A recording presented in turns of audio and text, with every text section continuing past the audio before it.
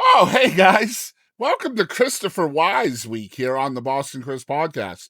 Man, we are super stoked to bring to you this incredible story of perseverance of Why Shouldn't I? With Christopher Wyze from Christopher Wyze and the Tellers from Indiana or Clarksdale, Mississippi or Memphis, Tennessee or Muscle Shoals, Alabama. Yeah, you're hearing about a lot of different musical meccas and they're all part of Christopher's story. And what a story it is. One of absolute perseverance, and why shouldn't I? This is a guy who had a 35-year hiatus, essentially, from music, who is now a globally recognized blues artist and just started writing songs maybe 5 years ago. So really excited to not only share Chris's story here today on the show, but also a couple of his handwritten songs that both charted, one of which finished at number one on the blues charts. We're so excited to have Christopher Wyze here. But before we get into the interview with him, could you guys hit that like button down below, especially if you'd like to see more like this show? And of course, if you love in-depth, candid conversations with people from all walks of entertainment, you should hit that subscribe button on YouTube or follow on Spotify and other podcast outlets. So that way you will get notified of future episodes. And also, as always, we would love for you to comment down below your favorite part of this episode. Tell us what you really enjoyed the most. And so, without further ado, and without $1,000,000 sound effects, we're going to get into it with Mr. Christopher Wyze right now.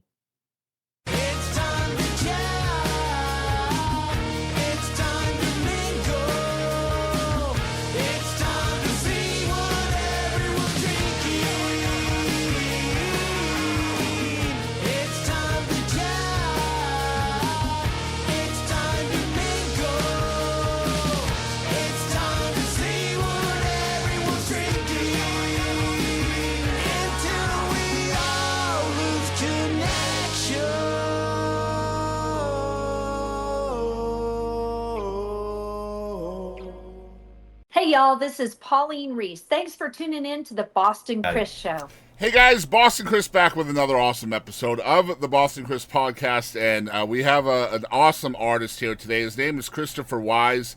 He is the frontman and songwriter from Christopher Wyze and the Tellers, and I'm super stoked to talk to you because your story is so dang unique, and I can't wait to get into it with you. But before we get started, I do have a couple of live songs from your YouTube that we're going to include and that we can chat about as well. Which, again, the story here is so paramount, and I can't wait for folks to hear it. But the first song we're going to include is called Looking for My Baby. Tell us a little bit about this one. Oh, Looking for My Baby. We all know that guy who brags about his, how many women he has hanging off his arms and all that. Well, this is just another blowhard that I wrote a song about. And if you pay close enough attention, you'll see that, well, he really is a blowhard. Yeah, so true, man. Couldn't say it any better than that. Dude, there it is, right there. A song about a blowhard. Here is Looking for My Baby by Christopher Wyze and the Tellers. Y'all check it out.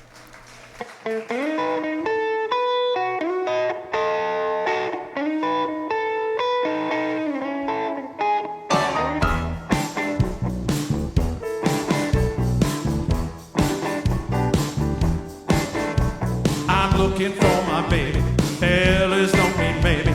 Been searching for a long, long while. I'm guessing that she's here, wish she would appear. Then you gonna see me smile. She may not be around, she just waiting to be found. I'm looking for my baby, hope she hasn't left this town. Now listen to it. You seen a fella wearing something yellow, cutest girl you ever seen, and you just can't miss her. I can't wait to kiss her. I'll be the king, she'll be my queen. I search both night and day, but there's no girl that got away. I'm looking for my baby, 'cause I never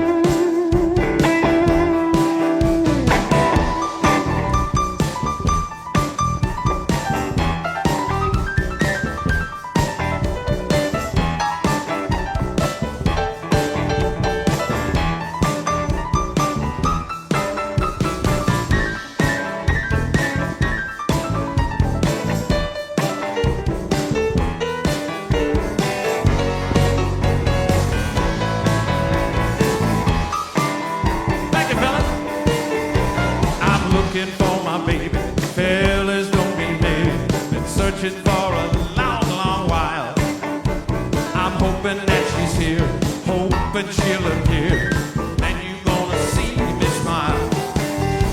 She may not be around, she just waiting to be found. I'm looking for my baby, hope she hasn't left this town. I'm looking for my baby, hope she hasn't left this town. I said I'm looking for my baby, hope she hasn't left this town.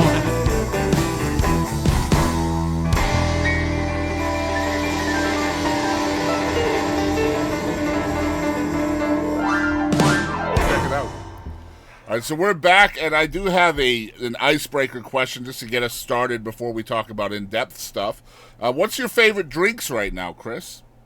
Oh, favorite drinks. It's crazy. I drink this kind of, it's called a long drink, and it comes in a can, and it's like from Finland.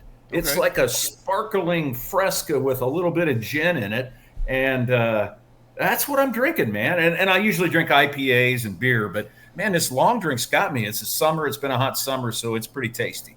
Man, I'll tell you what, when we started this last year, we interviewed a band from Cambridge, Massachusetts, and they were doing like these little snippet songs instead of full length, like 3-minute songs. They were doing like these little 40-second things because of the pandemic. And when I interviewed them, one of the songs was just perfect for a podcast interview, like podcast theme, except one of the lines is we're going to find out what they're drinking. And I was hoping it would make more sense if it was we're going to find out what they're thinking. And I couldn't get them to change it. So in order to keep with the theme song, I asked what everybody's drinking. And I'll tell you what, you don't realize how much variety of drinks there is in the world until you're asking everybody what they're drinking. I've never heard of a long drink before. Yeah, that's a good one. Give it a whirl. It's good. Yeah, I'll check it out for sure.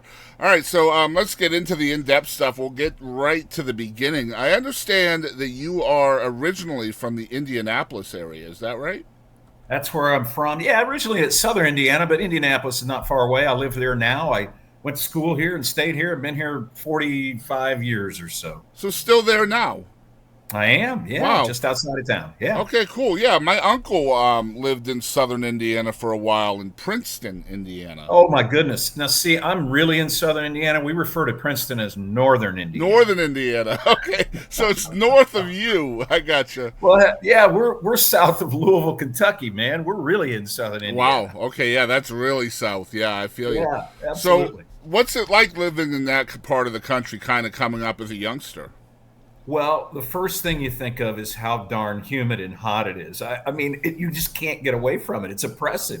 You're at the intersection of two rivers, so it's plenty hot. It's a little hillier than sort of the plains up in here where I am now, but it was a lot of fun. You know, it's about 150,000, so it, as far as population, had everything we wanted. So we had a lot of fun, and other than my mom didn't turn the air conditioner on, it was bearable.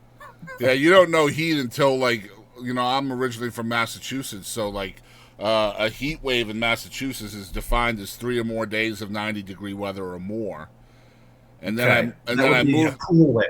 Yeah, then I moved to Texas and realized that's essentially February to October. There you go. That's right. That's right. I'd never heard the words heat index until I moved here, but let me tell you what. Oh man. Yeah, I'll tell you. I didn't realize it got so hot in Indiana, though. Interesting. Yeah, very hot. It's pretty hot here too, but Southern Indiana is a real humid, I guess is the word. That's that's what it is. So, as a boy, how's music finding you? Well, you know, I had older sisters, and you and I look like we're about the same era, Boston, Chris. I'm Indianapolis, Chris, but they would listen to the Beatles, and they would listen to John Sebastian because he was really cool, and the Beach Boys and stuff like that. Now, my mom would listen to Sam Cooke and the Mills Brothers and Sinatra and those kind of guys. And man, it was a great mix. And also Broadway musicals. My mom was always having The Music Man on and Camelot and stuff like that. So I really learned when I was a little kid. I was kind of the youngest in the family. She'd have those on all the time, and I was just mesmerized by the stories that were in these Broadway musical kind of things. So that's kind of stuck with me in my music, is I'm trying to tell stories, and you kind of, if you listen to the lyrics, you kind of get the flow of it. So that's really a little bit what stuck with me. And I sang in choirs, and we sang things like the Messiah with an orchestra when I was a kid. That was fabulous. And so I've had a real mix. I sang first tenor, second tenor, baritone, and bass when I was in high school. So I ran through, the treble clef and the bass clef. So, I had a nice round kind of education and exposure to music. It was cool. So you were studying vocals as a youngster, essentially? Well, not really, but we had a super good music program in my high school. And, we would compete and win gold medals at the state competition and that kind of stuff. So, and the guy expected you to be really good. It wasn't this like, hey, go to the choir class and, goof around and shoot paper wads for an hour. Yeah. It was, whoa, this is for real. And we would perform all over the state. And I learned about, I think being excellent, I guess, is what I learned from the guy. He expected a lot. It was like, okay, this is different. But it was cool to make good music, even as kids, with, like I say, even playing with orchestras and things. So we had a lot of different experiences, and it was a lot of fun. Yeah, so it's kind of learning that, you learned early on that music is serious, but it's also meant to be fun. So you're finding both ends of the stick, so to speak, right from the beginning. Yeah, and I guess what really stuck with me was performing, because that's really what we did, And so I just enjoyed that. I mean, what kind of ham wouldn't enjoy, performing? And there's a musical called Applause, and one of the lines in one of their songs is, this kid, he says, I had a role in a play. I said, "What ho, the prince." That was his one line. "What ho, the prince." He said, "My mother applauded. I've been hooked ever since." So that's kind of the way I was, man. You hear that applause, and it's like, there's nothing like performing in front of a live audience. Yeah, it's kind of funny, or ironic in a funny sense, looking back over your life and career with music. It really was performance-based for a whole long time before it kind of transitioned more into songwriting, which I'm so interested in. We focus heavily on songwriters here on the show, and seeing that really your songwriting was kind of a challenge almost to an extent. But you really had a long life of performance and stuff like that. So when did you kind of transition from that musical theater to fronting a band and playing out? Well, that took a long time too, Chris. I got into business. I was an advertising guy, a writer. I wrote for a magazine, newspaper. Yeah. I've written 5 books. I mean, I was a writer, and I owned an ad agency, and I like the creative aspect of it, and also running the business. So to be honest, I mean, I disappeared from music for 35, 40 years. Wow. And it wasn't until about 20 years ago, I had a guy ask me if I'd be the front man in his band. And I was so, out of music. I was like, well, wait a minute, what's a front man? I really said that, I think. I wasn't even thinking. And, we sang the blues, and we sang rock and roll. And these guys were really blues musicians at their heart. And, man, I really got into the blues. And so that was about 20 years ago. Part of what I also did was I said, hey, I got to contribute more than just singing. Maybe singers have that feeling, but I feel like, a lot of the band's doing a lot of the heavy lifting. And so I said, I'm going to learn how to play the harmonica. That's going to work in the blues groove that we had. Yeah. And so I started going to Clarksdale, Mississippi, and I would attend these harmonica camps that would last a week. I got really steeped in the blues down there, met some great blues musicians, and ultimately met a guy who said, hey, you can kind of do this stuff. You really need to start writing music, and we're going to do a record someday. I said, man, I'd love to be on your record. Well, this guy's Ralph Carter, and he wrote songs and played and recorded and was the tour musical director for Eddie Money, who was, big time rock and roll. This is Ralph Carter telling me, hey, you need to write music. He said, it's going to be your record. You're going to write the songs. I'd never written a song before. That was about 5 years ago. Yeah. And Ralph was serious, man. And he started saying that maybe 7, 8, 9 years ago, and he kept bugging me about it. eventually I saw an article in, believe it or not, the Wall Street Journal. I was a business guy at the time, about this new recording studio in Muscle Shoals. I snapped a little picture of it with my iPhone. I texted it to Ralph. I said, okay, game on, Ralph. Here's where we're going to do our record. Here's where we're going to record. Now, I was just kidding. And Ralph came back and said, okay, when do we record? And it's been fast forward since that day 5 years ago. We booked the recording time before I'd ever finished a song. Yeah. But I don't know why. I've written for my whole life as an adult. And even as a kid, that's the only way I made it through school. I can't do math very well, can't do science, but I can write. And so I wasn't daunted by it. And having been sort of soaked and steeped and simmered in the blues, it's like, man, I get it, man. You're down on your luck. You're a loser. And I can totally identify. So I'm like, you know what? Let's do this. So 3-4 months later, after we booked the time, I met with Ralph. We turned a handful of song lyrics that I wrote into demos. He hired the studio musicians. We went in the studio and cut our first album. It's back there on the wall, called Stuck in the Mud. Yeah. And signed a record deal. It hit the charts, all sorts of things. And I kind of felt like writing, you said you focus on songwriting. To me, the whole trick is an idea for a song. I like that song we just listened to about looking for my baby. The guy's, he's a liar. He's not really looking for his baby. He has no girlfriend. So I think some of them are funny. Some of them are tragic, about a friend of mine in high school who he's not with us anymore, made a lot of bad decisions. And that's perfect for the blues to say, hey, man, things go wrong. And some of them are autobiographical. I wrote a song called 3 Hours from Memphis when I literally looked down at my GPS and my Ford Explorer, man, and I said, where in the hell am I? And I looked down and said 3 hours from Memphis. I'm like, oh, man, that's a song. Yeah, sure is. I was driving there to meet Ralph Carter to go work on songs. I was meeting him at the Memphis airport. And I remember I was shaking. I had this whole idea for the song in my head. Start to finish, I knew the whole song. And it was like, I can't pull off the road because if I do, I'll forget it. So I got out a little pad of paper, and over here on the armrest, I wrote the lyrics to the song. While you're driving? While I'm driving. Wow. And I remember when I was done with the song, I looked up and it was about an hour from Memphis. And I have no recollection of that 2 hours other than I was just telling this story about this guy who's on his way to Memphis to meet a music guy. And he's been working for 15 years to get there. And he's finally got the meeting with the music man, And here's the crazy thing, Chris. My record label that I signed with, Big Radio Records, is in Memphis. I had no clue. I'd never heard of them. I'd never met them. I didn't even think this was an autobiographical song. It said 15 years of paying dues.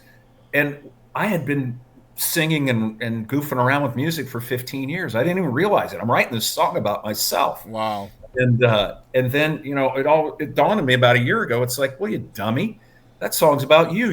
You are on your way to Memphis because you ended up with a record label in Memphis, and you did pay your dues for 15 years. And so, well, there's crazy. I'm just blabbering about writing songs. No, it's great. It's great.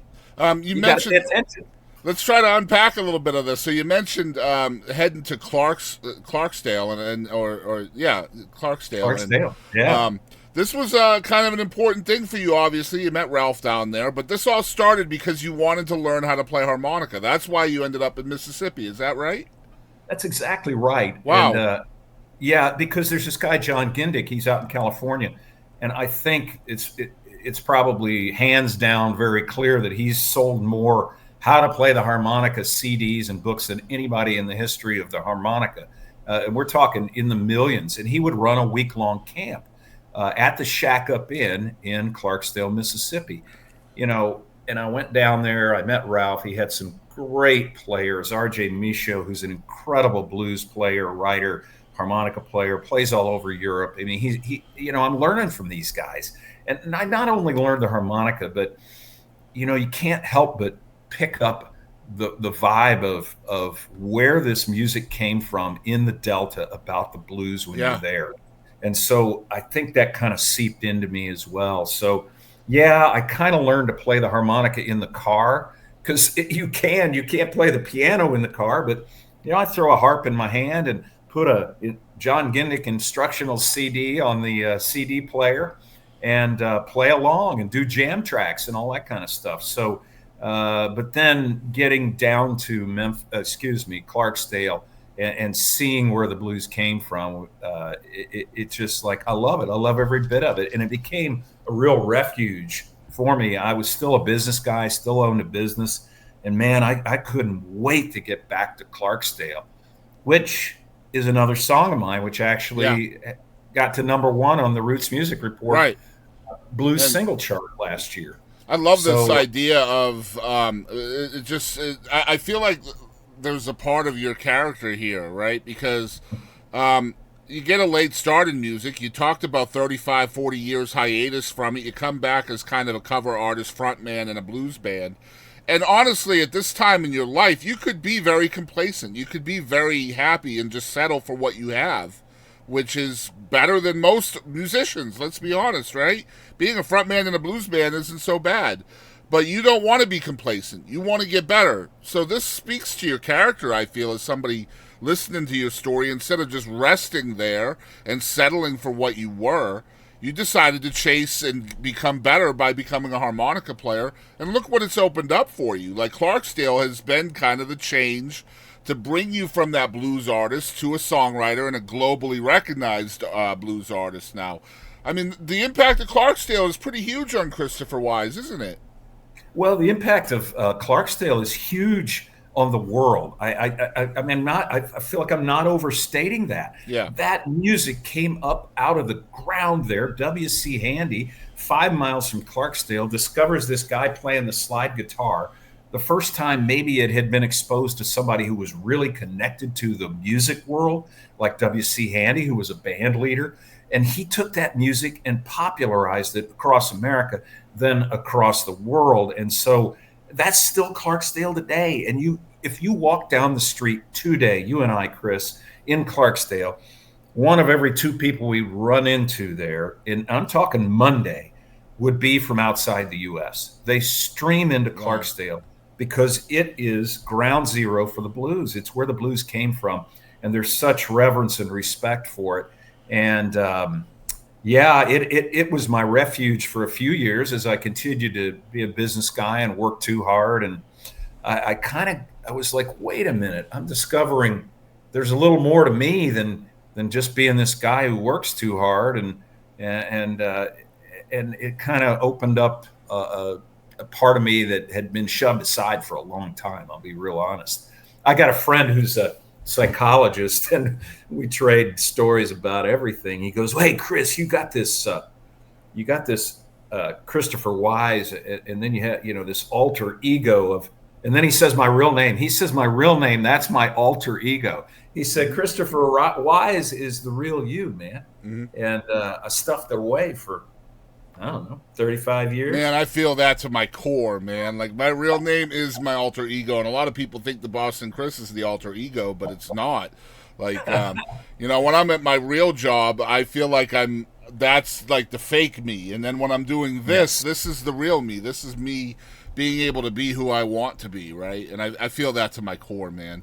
That's so cool. I just want to say that's really cool. And I can totally identify with that, Chris. Because and that's why I love this music thing so much. People say, "Are you nervous when you're recording in the studio?" I'd never done that before. No, I'm having fun. Yep. Are you nervous talking to Boston Chris? No, I'm talking about music. I'm having fun. Yeah, you get that anticipatory anxiety, right? I mean, that's always going to be there. But like once you're doing instead of waiting for it to do, then it's different, right? Like, I feel like if you don't get anxiety before something like that, you're probably not supposed to do it anymore, right? Like, Well, I think it's almost an excitement. I'll put Sure. mine more on the excitement side of Yeah. the meter than anxiety side. I'm just so keyed up to I Right. talk to you. I mean, I've been thinking about it all day. It's really fun to think about it, and Yeah. now actually to do it. So it's Yeah, cool. it's dope, man. I love that. So another incredible part of your story is the fact, and you mentioned this already, you've been a writer your entire life. You've written for newspapers, magazines. You've written 5 books. You've got all of these written words in your life, and never wrote a song. But yet, you've always kind of on the peripheral had that music around you. Even during your hiatus, I imagine it was something you were thinking about. So how do you transition from that, the kind of the long form of the written word, and then trying to do that and tell those same types of stories in a shorter form in the song world? Yeah, I guess that's the real trick is, a story song, like let's take 3 Hours from Memphis. It's got a beginning, a middle, and an end. And so, you have to know the basics of telling stories. I like the opening lines of that are headed south on my way, started out years ago, there today. Well, I mean, in those words right there, you kind of get the idea of where things are. So I guess what I've had to learn to do is to be much more dense in my writing. No wasted words. More to the point. More to the point. There's no warming up in the bullpen, man. Yeah. This is a song. And if I don't help you understand what story I'm going to tell you in just a few seconds, you shouldn't listen. You don't have a reason to listen. So that's been the learning. But in addition to writing, I mean, I had a business where I employed writers, and I edited stuff, and I scribbled on writers, and I taught writers, and I taught people how to write for decades. So it was sort of like, hey, doctor, take your own medicine, dude. You got some extra words there. So it was actually putting myself through the meat grinder of my own standards that helped me to, I think, do okay at writing songs. Yeah, good stuff here, man. But I do have a question for you because I've listened to your songs. So I know that you are to the point, but I also know that you're still being descriptive. You still have flowery language in your music. So how do you know from a writing standpoint that balance there? How to be to the point, but still have your descriptive words and your flowery language like that? Yeah, that was something I learned as an advertising writer, was to try not to use words that are kind of like, I was a cook when I was in college, kind of worked, it was actually a pretty high-end restaurant. People say, oh, you were a chef. I was like, no, I was really a cook. But one of the things I heard is don't put water in things. Why would you put water in there? Put in wine, put in stock, put something else in that adds flavor. So I look for words like is or are and was and were. And those are the worst verbs you could use in the world. Yeah. You have to use active words. So I think when I write a sentence, a phrase, a verse, a chorus, I then go back through and say, are there any of those words in there that didn't add any flavor to the soup, man? And if so, you got to add those. And I think, if we're just talking the craft of writing, and I don't overanalyze it too much, but I think verbs are real important. They tell a lot of the story, and we're so used to using adjectives, and I certainly use those too, but I think it's a combination of those. So I don't know. I try to be super critical of what I write, thinking back to how I was kind of a hard ass to a whole bunch of people who I scribbled with a red pen on their stuff for 30 years. So I'm trying to do the same thing to my stuff. Yeah, I love this, man. Now you're talking about the technical sides of writing, which is not really well known in the blues world, right? Like the blues is a little not very, it's not perfect English.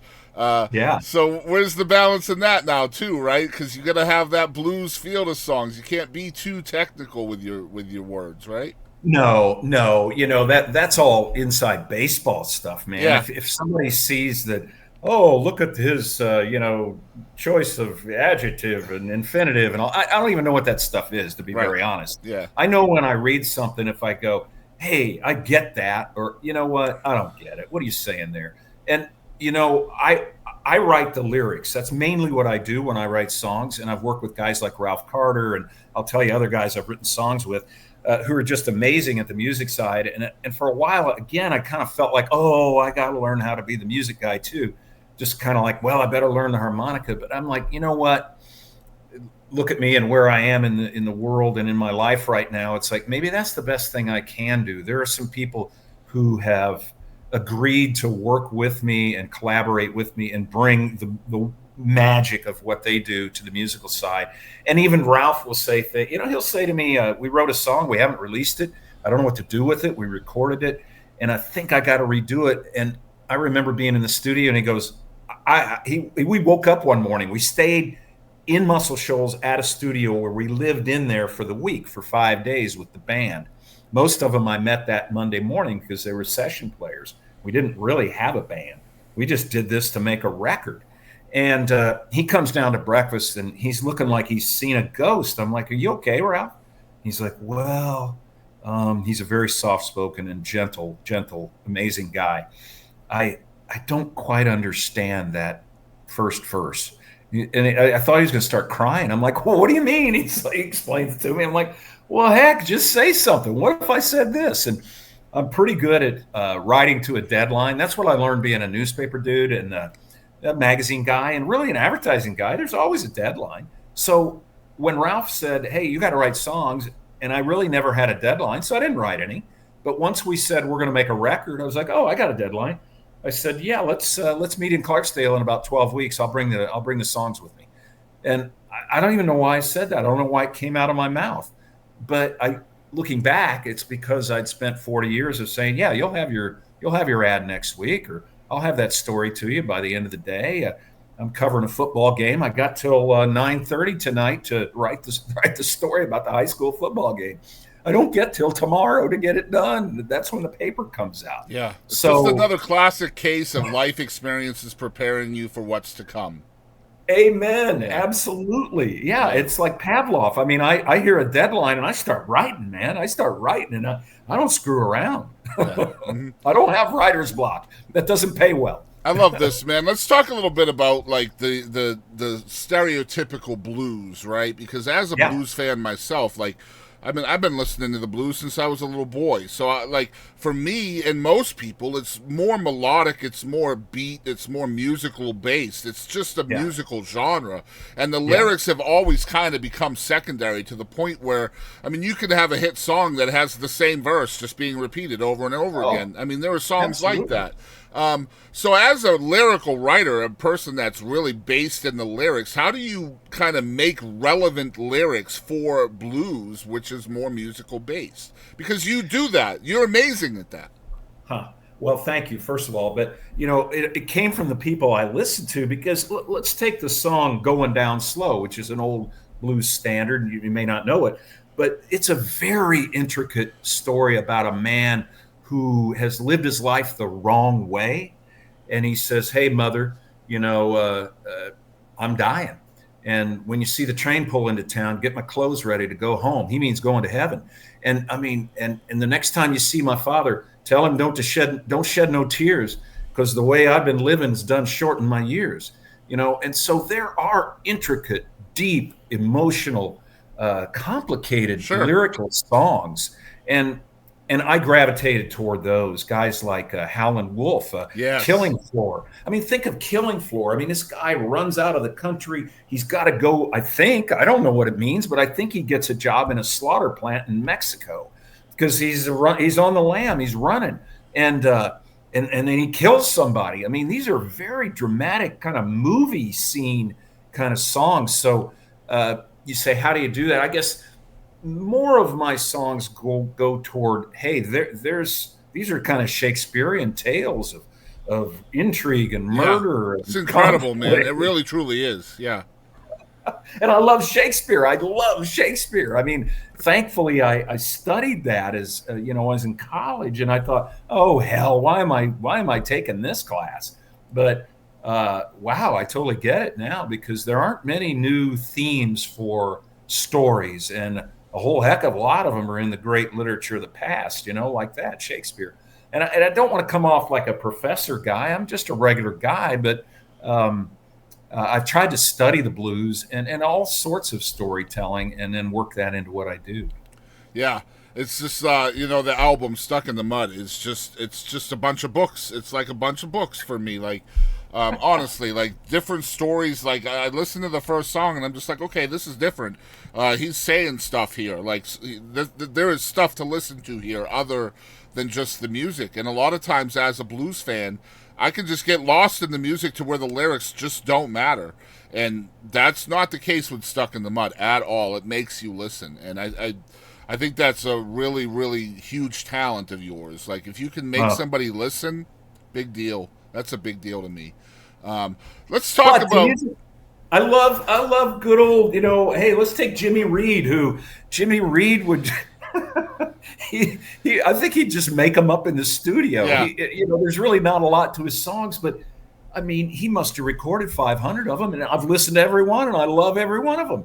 I mean, they're just wonderful. And he's not telling Shakespearean tales of tragedy, but he wrote a song called Odds and Ends once, and he recorded it. And then he recorded a song called Ends and Odds. I think he just flipped the words around and did it again. So, so I'm sorry. You had a question. No, you're good.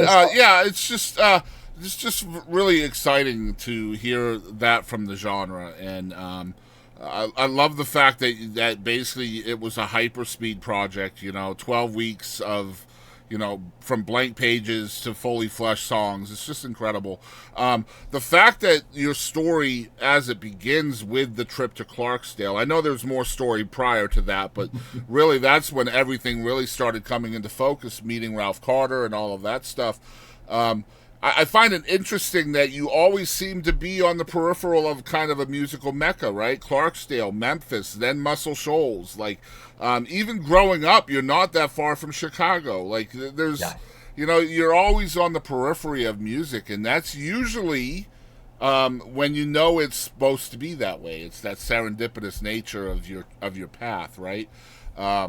So what's it like for you, like walking into Muscle Shoals? Like 12 weeks ago, you have blank pages, and now you're walking into a studio that's been booked prior to having the songs, and now you're going out there to record them. This has to be different for kind of a different experience for a former frontman of a cover band, right?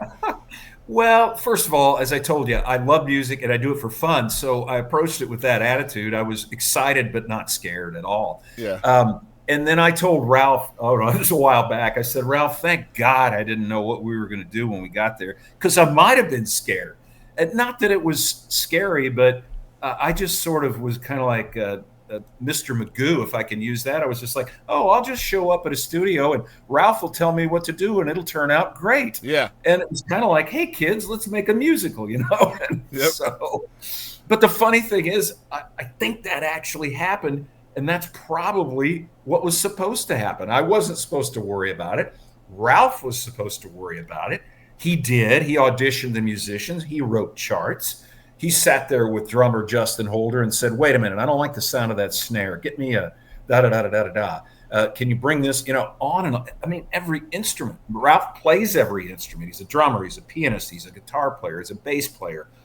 He sings. He's been a composer.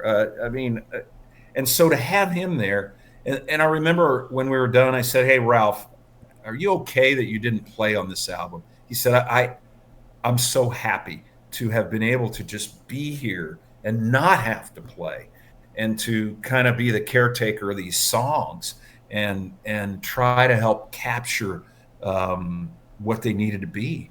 And I was like, oh man, that makes me feel so good, because I felt like, wow, we got all these musicians and you didn't even get to play. But he's like, no, this was a real treat. So that was the impetus for the album, man. And the album might as well have, like, it should be called Ralph Carter and not Stuck in the Mud, really, right? Like, without him, it doesn't exist.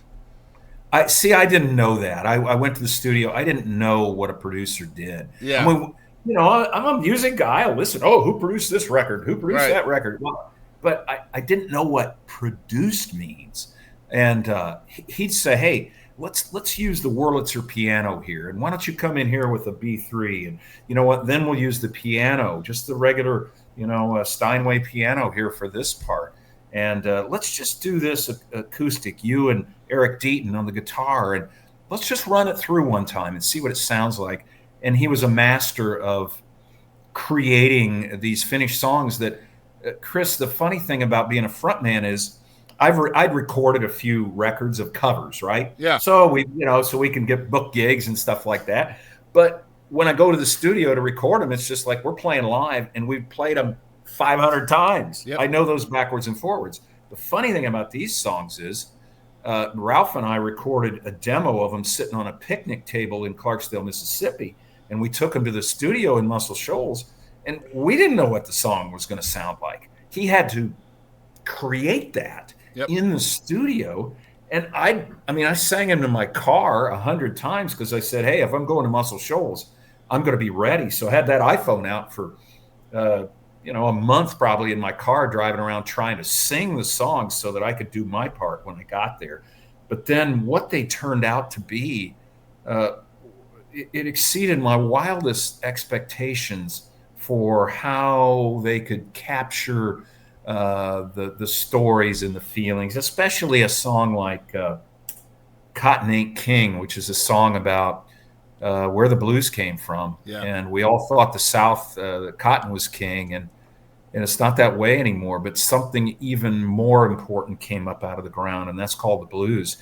And Ralph, at one point, I got to tell you, Chris, in the studio, I said, Ralph, I'm hearing these percussion noises in this song, like there's a hoe going in and chopping the weeds out between the rows of the cotton, and all these sounds of farming going on. And if you listen to that song and you got headphones, at one point Ralph had his keys in his hands, and he threw his keys from hand to hand, and it goes chink. That's amazing. Chink, chink. And he said, let's put that on the record. Yes. Go, oh, that's such a cool sound, man. Golly, I love that, man. Man, that reminds me of the story of how 9 to 5 came to be with Dolly Parton just messing with her nails, right? Did you know that? Like, I don't know that song. Yeah, so 9 to 5 by I know Dolly, the song, yeah. A huge song. She was just fiddling with her nails one day, and that's how she got the melody for that song. And they left that nail part in the song. Yeah, I'm gonna listen to that with headphones, man. Incredible stuff. Yeah, I love stories like that. This is just an incredible story because it's so unusual, right? You guys are in the studio. You're recording a record that literally was a blank page 12 weeks before. And honestly, you come out with this record on the other end, and it's obviously incredible. The response has been insane, right? From your standpoint, I imagine even more insane than mine. But yet you guys have never played a live show as a band ever together. No. Like, that's insane to me. Like, how does that happen? Well, I think I've learned as I got a little older, if somebody says something and they go, hey, what do you think about doing this? My reaction to most of it is, sure, I'll do it. Let's try it. Yes. And so Ralph says, let's make a record. I'm like, who am I to tell Ralph Carter I'm not going to make a record? He thinks I can do it. What the hell? Maybe he's right. So we had not played, and we didn't know these songs. We created the songs. And Chris, furthermore, I went in the studio. We didn't have a record deal. I didn't have a name for the band. Yeah. I didn't know what it was. I just said, Ralph wants to make this record. I like what we came up with on the picnic table, so let's do it. And then, I had to give it a name. I ended up getting this award from the National Songwriters Association. I got a one to watch, which is, kind of up and coming songwriters. Yeah. I sent a couple of the finished songs after the session to some people who are mentors in the National Songwriters Association. And everybody who listened to them, they kept giving me this one to watch award for each song they listened to. And that helped me get a publicist, Betsy Brown, who's in Memphis. And then through the National Songwriters Association, a guy named Jim Riley, who was with the New Dillons. I don't know if you know the New Dillons, but Jim Riley's a genius songwriter. He's a genius. He listened to my stuff as a part of the mentor program of the National Songwriters Association. And I was on a Zoom call with him just like this. I didn't have a label. I didn't have a name for the band, anything. And he said, hey, he goes, this stuff's really good. I would buy this. And I'm like, really? You're kidding me? And he's like, no. And he said, what do you want to do with it? I said, well, I want to get a record label. He goes, oh, don't get a record label. You're going to hate that. And blah, blah, blah. I go, no, I really want one. And I kind of was whining to him about how much I wanted a record label. And he's like, okay, uncle. And he introduced me to Johnny Phillips with Selecto Hits in Memphis. They have a record label called Big Radio Records and a couple others. And Selecto Hits was founded by Sam Phillips, who is his uncle. Mm-hmm. And so here I am, it was probably a year after we left the studio. I actually knocked on doors. I mean, I drove to a studio, a label in Ohio, and I went to the place of business and I introduced myself and said, hey, I drove over here to see if you wanted to put my music on your label. And the guy starts laughing. I said, no, that's why I'm here. I did the same thing in Muscle Shoals. And I was knocking on the door of this record label. And it was kind of a small little house in maybe not the greatest neighborhood. And I kind of peeked in the screen door there. It was a small little ranch house they must have had their office in. And I kind of hear this guy behind me. And there's a guy walking from the house next door. And he's got either a baseball bat or an axe handle in his hand. And I think he thinks I'm breaking in his house. Well, it turns out that's his office. That's his home next door. Yeah. And he's the owner of the record label. He thought I was trying to break in. And I see him there, and I introduced myself. So I said, hey, I drove 8 hours to come down to Muscle Shoals here to see if you want to put my record on your label. And he started laughing. We had a great discussion. We didn't sign with those guys, but we became friends, and it's just been a crazy adventure. And I'm just the kind of guy to do anything here. Let me ask you a question, because something just became really clear to me. A lot of people go through life with what I call a "why should I" mentality, right? Like, why should I do that? Why should I do that? It's pretty clear to me that you're running through your life with a "why shouldn't I" mentality. Why do you think that is? Where do you think that comes from? Oh, I think, okay, let's get real psychological here, Chris, I guess a little bit. I was the fourth kid, so I was the young kid, and I remember the crowning achievement in my family was to make my mom laugh. She was wonderful, but if you could say something funny and get mom to laugh, that was really cool. You were the king for the day. And the thing is, my brothers and sisters were 3 and 4 and 5 and 6 years older than me, and my material wasn't any good, man. And I couldn't make her laugh, but I always had this kind of, doggone it, someday I'm going to have good material and I'm going to be able to do it. And I didn't realize it was just because I was like 5 years old and she was 11. That's the way, the reason my sister got so many more laughs than I did. So I think it was that. It's like, well, I had all these, in my mind, super accomplished kids around me. They were just like my brother who could hit a baseball, and I was a baby. I didn't realize that being a baby, you're not supposed to be able to hit a baseball. So I think it was a little bit of that. And I guess really everything I've done, I started a business. I'd never taken a business class. I mean, I met a guy one day and asked him if I could write a book with him the first day I ever met him, and we wrote a book, and on it goes. So I got a lot of stuff to do, man. And if you don't go do it, it doesn't happen. Well, I mean, you are the quintessential story for somebody of our age who hasn't really maybe gone through with their dream yet, and maybe has given up on that dream because everybody tells them that it's too late, whether it's going back to school or whatever it is, whatever your dream is. It just so happened for you it was blues music, and you are the perfect example of don't ever give up on your dreams, because you never know, right? Yeah, I don't know. I'm just a regular example. I disagree with that. I don't think you're a regular example. I've been following the music business for 12, 14, 15 years. You're not regular at all. The story is not usual. I think I have to say, I'm sure, you're right. You've got a good perspective, but I just, why shouldn't I? Why shouldn't I be able to do this? Why shouldn't I be able to write a song? Hell, I've written 5 books. I can write a song. It's 300 words. I write 50,000 word books. So I guess I'm not daunted by this stuff, and I'm not going to be. The other thing I said to Ralph one time is I said, Ralph, doggone it. Here I am. I'm not 50 anymore, Chris. I'm older than that. And I said, well, I kind of wish I'd have followed the music thing when I was younger. I feel like I missed it. And he said, no, you don't. He said, I think things have worked out for you just exactly as they should have. I just got one response to that, Chris, and that is 2024 top 200 blues albums in the world. You're number 38. I mean, I don't know how to say it other than I think the other lesson to learn is, look, I wrote some lyrics. I hung around the blues. I tried to be a good student. And I met some great people who are amazing at what they do. And they did what they do that's amazing. And I did my little part.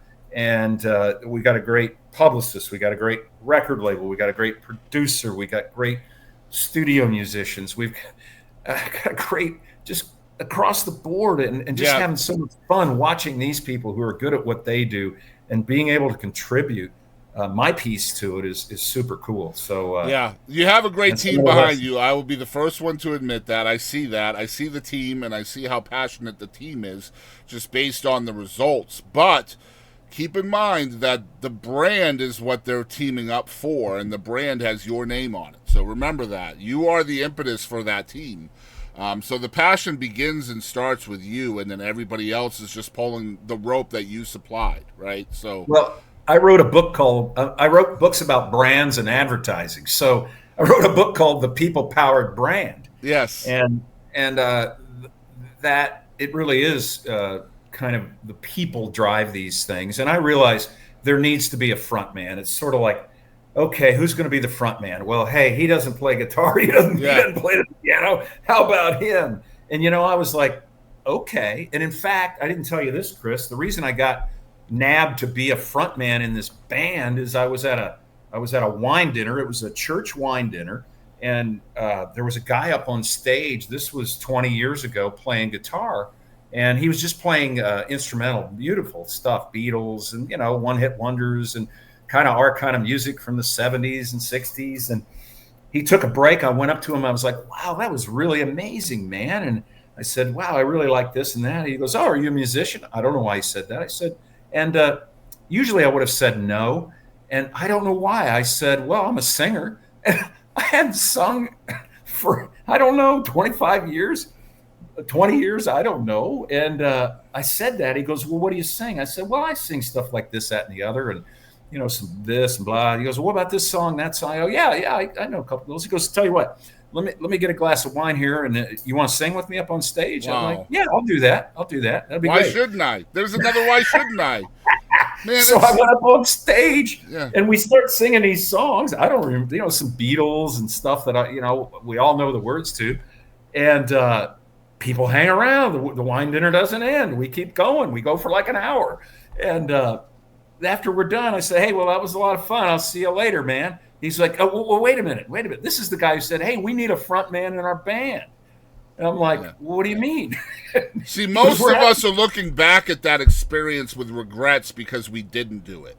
And I think it was all about trying to get the attention of my mom, I guess. Yeah. I don't know, because my wife's like, oh, dear God, don't get a microphone around that guy. He's going to go up and there. Oh, shit, there he is.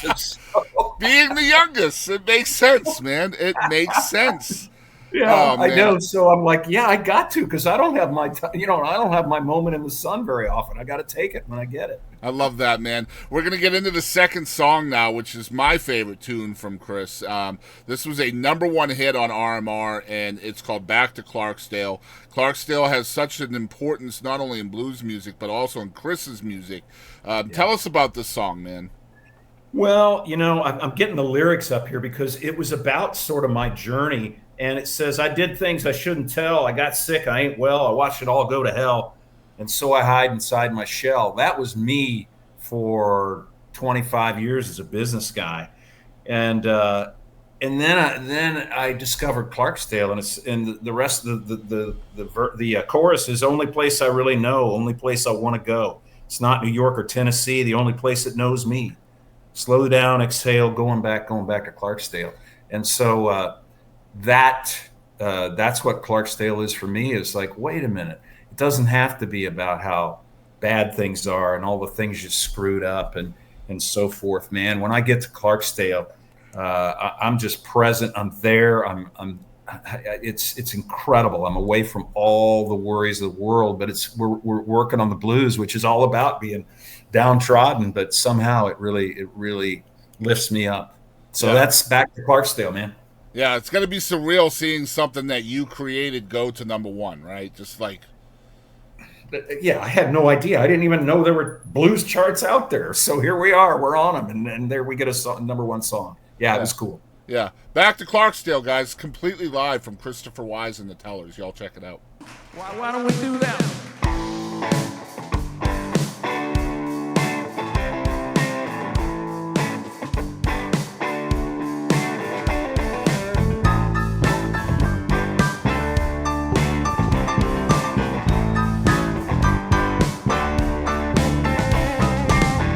Did things I shouldn't tell. Got sick, ain't well. I've watched it all go to hell. So I hide inside my shell.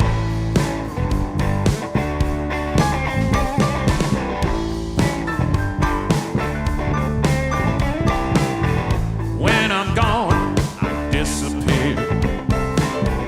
Where I live, second tier. Had another bad year. Don't know why I live here. Here it's all what I lack. So memories unpack of a Mississippi shack, saying, come home, come back.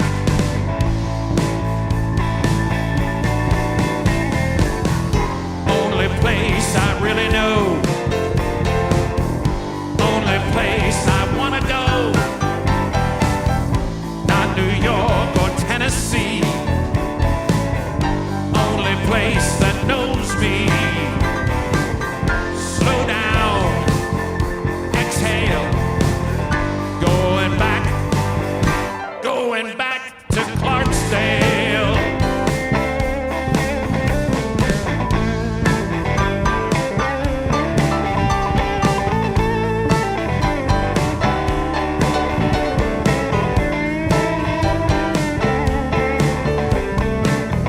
Time is on a slow roll, feeling free, no toll. Delta air, make you whole. Fill you up, fill your soul. When I pay my dues, my life is what I lose. Just lay me down in those muddy shoes. Down in Clarksdale, play the blues.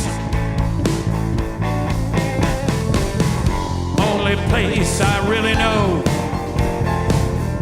only place I wanna go. It's not New York or Tennessee, the only place that knows me. Gotta slow down, exhale, going back to Clarksdale.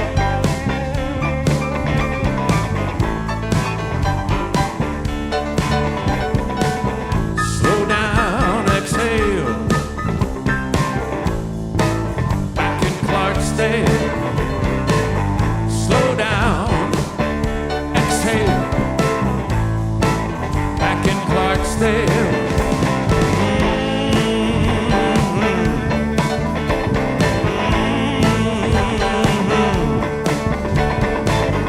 That's the place for me.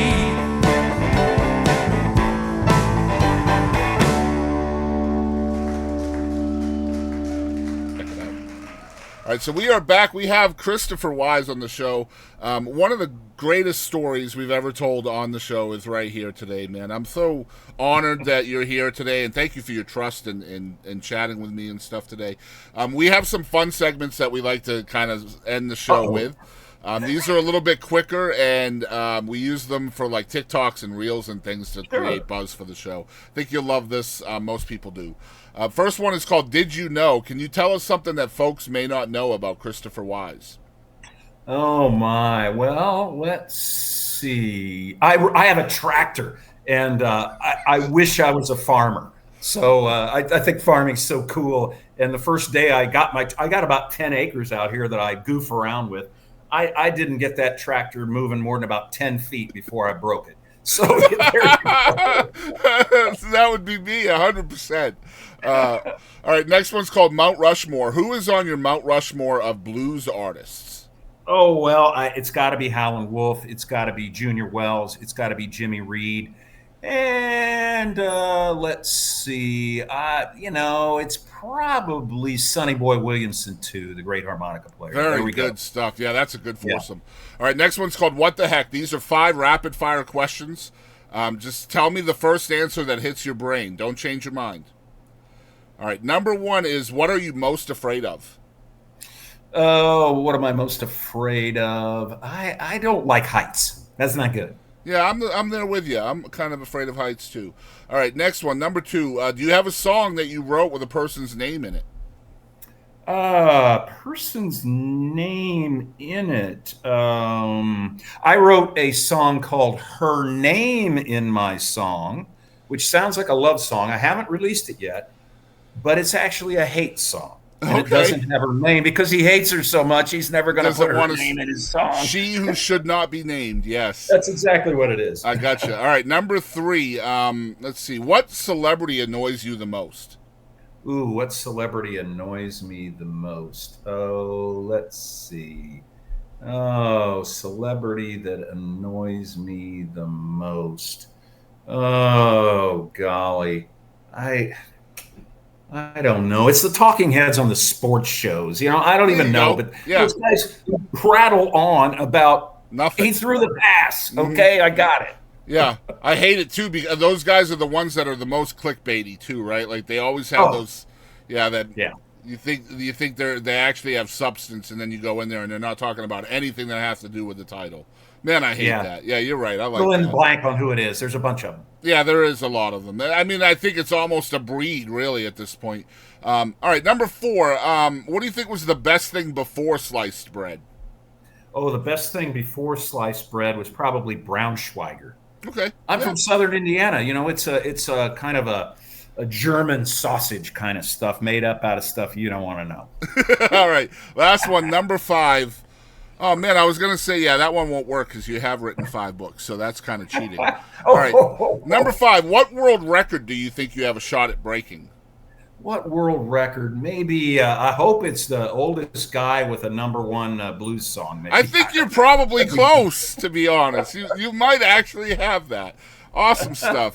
All right, that was What the Heck with Christopher Wyze. Next segment is called One Artist. Who is one artist you wish the whole world knew about other than yourself? Well, I said his name before, but I think it's Jim Riley, who was with the New Dillons and records as Jim Riley as well, because his lyrics are so amazing, and he's quite unsung, but you ought to go listen to Jim Riley. Perfect. We will make sure he's tagged in this. Next segment is called Wish List. What are some things you still wish to do as an artist? Oh, I wish to play in Europe and tour and play festivals. And you know what? It's going to happen. It must, because you are huge in Europe. I've seen the numbers. We do okay. We got a lot of people following us in UK and France and Belgium and all over the place. It's man, fun. Don't ever look at your demographics, man. It's super humbling. It truly is. Like, I'll go in to see where my viewers are from, and just like it's every country. It might not be a lot, but like just it's the fact that funny, you can put something out and then everybody from all over the world is listening. It's so cool, man. It is cool. Yeah. Very cool. Next segment is called Fly on the Wall. Can you name a room in history that you wish you were a fly on the wall for? Ooh, a room in history that I was a fly on the wall for. I think it would have to be maybe in the Beatles kind of recording sessions of Let It Be, just kind of buzzing around. Yeah, we saw the movie, but how about the stuff that didn't make it onto the film, man? Yeah. I'd love to see the outtakes from some of that stuff, like the Beatles or even Elvis or some Oh of yeah, that. Yeah, some of that early like history making songs. Right, I'm yeah, there with you. yeah. Next one's called Biggest Lesson. What's the biggest lesson you think you've learned directly from music? The biggest lesson I've learned from music, I think it's maybe a little bit of a Zen lesson, is that it's to be really present, just right there, especially when performing. That's the beautiful thing about it. You make a note or a sound, and it's gone. And really, the lesson is to just focus on what you're doing. Don't think about what's to come. Don't think about what you screwed up in the past. And I think that's the constant lesson of music, especially performance music, is all you have is that note, that sound you're making right now. And if I could have that attitude in my life, I think things would be a lot simpler. Awesome stuff. Next one's called Moment of Gravity. I can't wait to hear this one from you because Oh, I think no. you can be so give a lot of perspective on this. I feel like every one of us has that moment in time that kind of begins us on our path to where we ended up, where we are now, right? Do you Yeah, know what that moment was for you? I do. I When I was 39 years old, I became kind of physically infirm, and I thought there was all sorts of things wrong with me. I saw doctor after doctor, and on it went, and everybody said you're fine, and I'm like, you don't get it, I'm not fine. And I was dizzy. I had trouble walking, and I finally my doctor, who's a friend, he's like, hey man, there's nothing wrong with you. And I was like, and he's a good friend of mine. I go, dang, Gary, you're such a quack. You don't even know what you're talking about. He goes, look, I think you're depressed, and you need to go get some help. And I'm like, oh, great. You can't figure out what's wrong with me, and you're going to send me to go see a shrink. Nice work, doc. And I mean, I was being a real jerk. And then he looked me in the eye and he said, I have been where you have been. And I went and saw this guy, and I think that's my best medical advice, and my best advice for you as a friend is to go see that guy. So we booked an appointment. I went to his office. It hadn't occurred to me. I had my suit and tie on. I'm a big business guy, and I go to his office, and I just went to waiting room. This is so crazy. Um, it's my 40th birthday. I didn't even realize it. I mean, I'm sitting in a shrink's office on my 40th birthday. I'm like, oh, you're kidding me, man. This is what I got for everything I've done. I've just made myself sick. And I eventually learned the reason I couldn't walk and I was dizzy. It was my life was out of balance. And it was, it was showing up in my physical being. I don't mean this to be a downer. What I mean it to be is, it started the road back, man. And not long after that, I got back into music. He sent me out. I said, well, doc, I'm kind of a get her done kind of a guy. I got my piece of paper here. Okay, before I get out of here today, you tell me what I need to do. Give me the 1, 2, 3, maybe 4, 5. He's like, dude, it doesn't work that way. I said, oh, great. Now I got another quack here. He's not giving me the magic formula. And then he says, okay, go read this book. And he says, yeah, on your way home, stop at a bookstore and pick up this book called As a Man Thinketh. As a Man Thinketh by James Allen. I go, what's that? I never heard of that. He goes, written in 1903. I go, you're going to send me to the bookstore? They're going to have that book. He said, give it a whirl. So I did. I walk into the, big bookstore, big box bookstore. I said, I'm looking for a book. I'm sure you don't have it. It's called As a Man Thinketh. It's by James Allen. They said, it's right over here. And they gave it to me. And I read it that night. It's about 50 pages. And that's the moment that started to turn my life around. It says, you will be what you will to be. In other words, your thoughts kind of make your life manifest into what it is. So it all started there for me, Chris, and it's been a really rewarding and fun and enjoyable journey. The first 40 years were pretty tough, and I took it too seriously. I worked too hard and made myself sick. I wasn't the greatest guy in the world to be around. I didn't do anything super stupid, but I'm thankful to have been able to come out the other side. So that was a bit of a downer, but Not at all. Really Man, that's awesome stuff, man. That's why we podcast, bro, right there. That's why we do this. This segment's called Grateful. Just leads me straight into an awesome one for this. What are the 3 things you're most grateful for? Well, I would say I had a great mother who loved music and was very kind, to me, and even all the chaos of 5 kids, I always felt that, she was in my corner rooting for me. She's not with us anymore, but she got to see me perform and things like that. That was a lot of fun. I guess another thing I'm grateful for is just, all the things that went into where I am today that at the time didn't seem like it made any sense or that it was horrible, but maybe it's not. And I guess the other thing is, it's going to be trite, but I guess it's the relationships and people that's really the lasting stuff.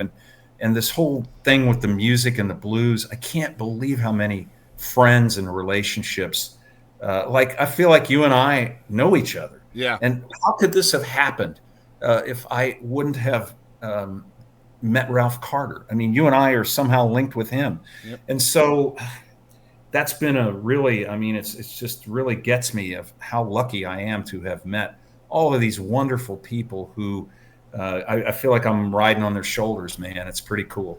Yeah, your name's on the brand, though. Remember that. I do. I got you, man. Yeah, I'll write another book about that. I'm just saying. Yeah, you're on people's shoulders, but they're on yours too, man. They're on yours too. That's the hard thing to see, when you're up here. Mm-hmm. I suppose if I'm on their shoulders, I don't. Yeah. But yeah, I get it, and that's my role, and I accept it, and I love it. So it's kind of fun. Good deal. Last one is called "Who Do You Think You Are?" Who is Christopher Wyze? Oh man, I think he's a storyteller. I hope that's what it is. A guy who can tell stories and kind of capture your imagination, and I guess be a guy you wanna hear from. Awesome stuff. It's Christopher Wyze, guys, from the Christopher Wyze and the Tellers band. I'm going to tell you guys where you can follow along with the journey. Again, man, thank you so much for your time today. It is Christopher Wyze and thetellers.com, all one word. And Wyze is W-Y-Z-E, just like you see it spelled on your screen. However, if you're listening rather than viewing, Christopher is the common spelling with C-H-R, and it's W-Y-Z-E. And the Tellers is all spelled out, like A-N-D-T-H-E. And we'll put that in the description below as well, so you guys can just click it if you want. The social medias are Christopher Wyze and the Tellers on Facebook. Instagram is at Christopher Wyze. X is at Christopher Wyze. YouTube is at Christopher Wyze, the Tellers. That's without the word "and" in there. So you guys can follow or subscribe for free on all of that stuff. What would you say is the best way for people to follow you or support you as an artist, Chris? I think the best thing is go to the website, and you can just type in ChristopherWyze.com. It'll get you there too. Perfect. And from there you can get the social media. And people say, "How can I support you?" Hey, buy a CD. I've got a DVD of the show we did live in Clarksdale. I did a 50-minute documentary film about Clarksdale, Mississippi, and the blues. It's part of the package. So yeah, go there, give us your email. We'll keep you updated. But I like that. Go to the website, become a friend, and we'll stay in touch with you. And that is an old school package. I did want to talk about that a little bit too. I forgot, man. It's such an old school thing, having a DVD and a booklet and a documentary and having the live performances in there as well, which is 10 songs, which you can hear and see. It's a DVD and CD.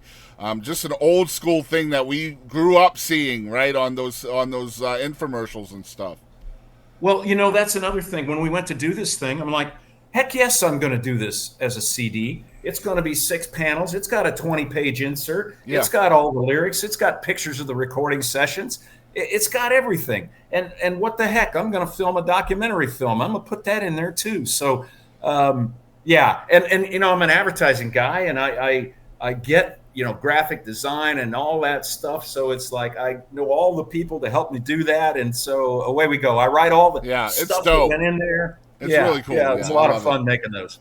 Man, Chris, I appreciate your time today, man. Thank you so much for doing this. All right. It's been a ball, Boston, Chris. I love it. Great show. You got a good one. Hey, this is Christy Grider, and thank you for tuning into the Boston Chris Show.